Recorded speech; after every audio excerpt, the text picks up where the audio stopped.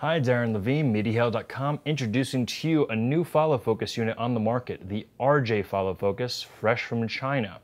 Now, this unit comes in at under $150 shipped, which is really, really cheap and puts it in line with a lot of the other follow focus units. It's even a few dollars cheaper than many of them. And it is absolutely fantastic. I just literally got in the mail, played around with it for about a half an hour, and just want to share my thoughts with you.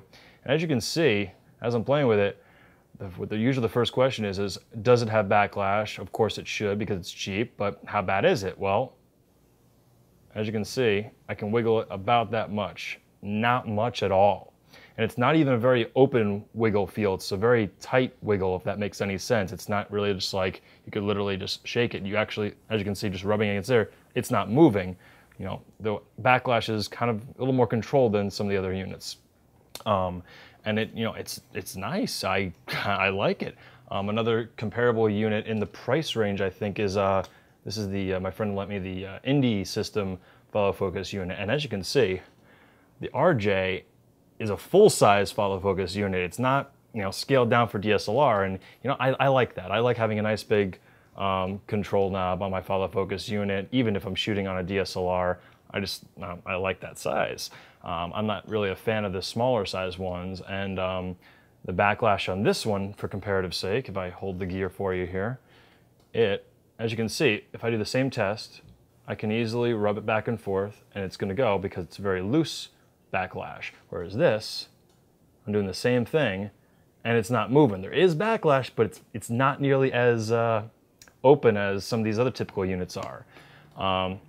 Yeah, one other nice little interesting feature, by the way, I mean, they did make the rail mounts a little loose, but you know, a little loose is always better than a little too tight. It does clamp down as much as you need to. Obviously, you can see it's very open-ended here. It's a one-piece clamp, so this clamp controls the in and out and the rail mount. As you can see, one of the great features they added to this is that, say you have a lens that's too short, that, you know, obviously, this can't be any shorter of a lens if you're trying to mount it like that. Well, they just said, okay, let's put the bearings all the way through and allow them to just go ahead and snap it into the other side. Now you can get, you know, farther than, like literally like almost right up to the mount. As you can see, I'm right up against where the 4/3 mount is. This is a Nikon mount, but many mounts have about this thickness in them. So you can literally get a pancake lens actually on this thing and have no problem. One little thing I did notice though, which is kind of strange, is that there's more backlash when you have it mounted on the inner side than the outer side, which is a little odd. And the reason I think is because actually, as you can see, there's a little channel there, and what happens is through there's a little bar. So this clips into the bar, and it uses, you know, some of the friction from the outside, but the bar helps it to make sure that it rotates properly. And I guess there's just a little bit of play on one side versus the other. It's not a huge amount of play, but just a little more I wanted to mention. And I'm sure, you know, in the future they can always, you know, modify this a little bit and send you a new one in the mail for a few bucks. So it's nice that, you know, it's not the unit that has any issues with it. Like a little part here, you know, maybe you can tighten it up, or you can put a little shim on if you really care to.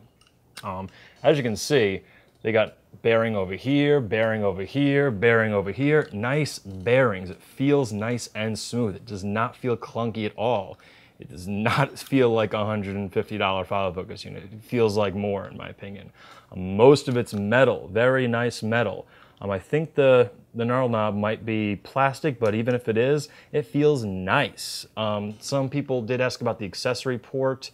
It looks like it's standard size, although the manufacturer did mention that they think it might be a little too big. But again, I'm always a fan of too big versus too small. That's what somebody said. Because you can always shim it. You know, just put a little shim in there and you'll be fine.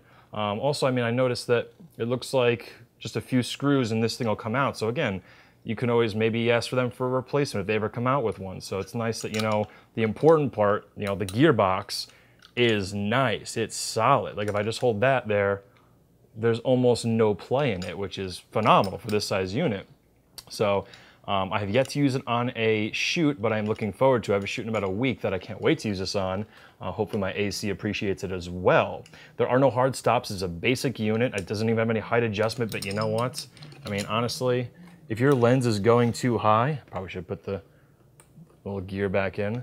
I don't know what kind of rig you might be using, but for most rigs, I mean, look how Yep, there's still about a whole inch higher that this could go and this would still work. Obviously, you know, it might hit some stuff, but you'd have to have a really high rig for this unit to not work on it. So I'd say it'll work for most situations.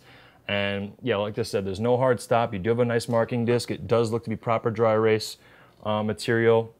Actually, I did notice that if you did want to put in hard stops, I think that you could DIY. You could get these little screws there holding the knob on. I think you can very easily put in a little bit of wire, a little something there that can, you know, move and become your hard stop if you really wanted to, but I'm not too much of a fan of hard stops. I like just the visual reference, but again, you could DIY if you like to.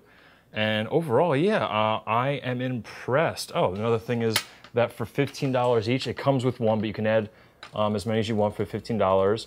I guess you would call these sort of a zip tie, or just rather an adjustable, non-permanent focus gear. Basically, there's just a little thing that goes in there, and you can adjust it for different lenses. I noticed with this lens, probably would have to trim it a bit.